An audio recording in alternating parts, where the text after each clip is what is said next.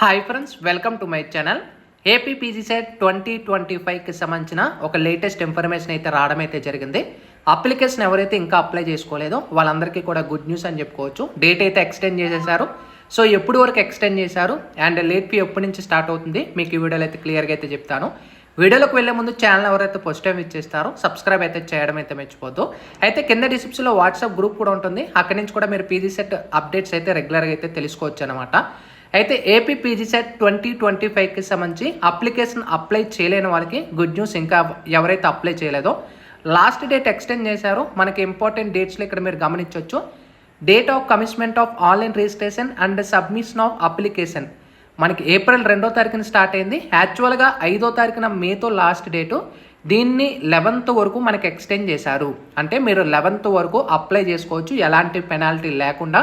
11th దాటిన తర్వాత మీకు 12th నుంచి 1000 రూపీస్ పెనాల్టీ అయితే ఉంటుంది.